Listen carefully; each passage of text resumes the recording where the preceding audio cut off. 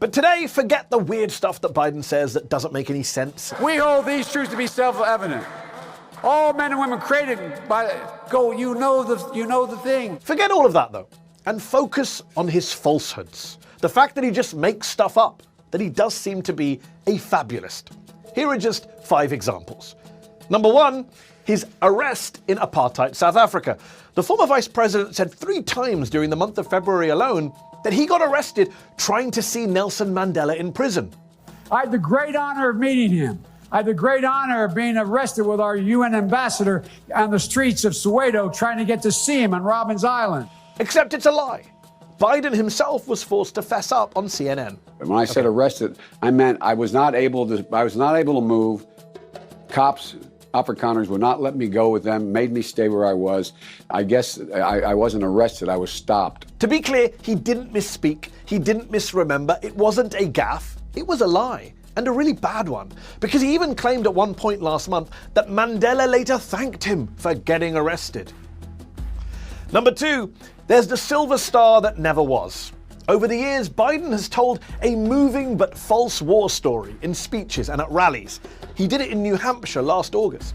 This guy climbed down a ravine, carried this guy up on his back under fire, and the general wanted me to pin the silver star on him. I got up there and stand. This is God's truth. My word is a Biden. He stood at attention. I went to pin him. I said, "Sir, I don't want the damn thing. Do not pin it on me, sir. Please, sir. Do not do that." He died. He died.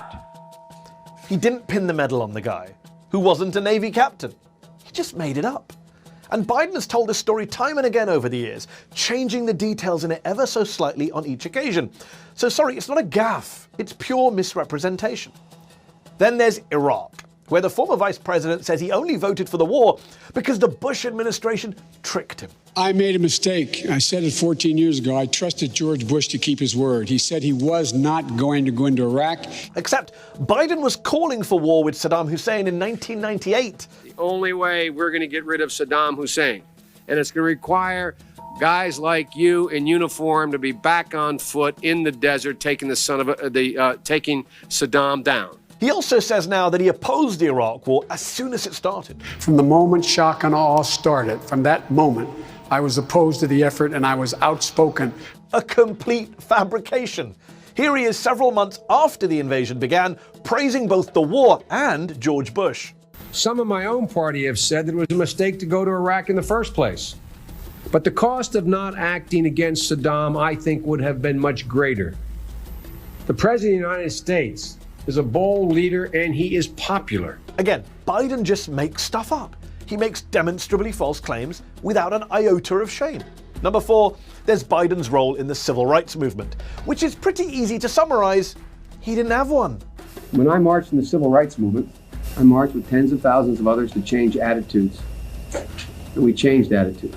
When I was about the age of the guy standing over there, I got involved in the civil rights movement. He knows it's untrue. Don't take my word for it. Take his. I was not an activist. I was not out marching. I was not down in Selma. I was not anywhere else. Imagine as a white guy lying about your role in the civil rights struggle. Finally, you all know that Biden had to quit his 1988 campaign after he was caught plagiarizing parts of his stump speech.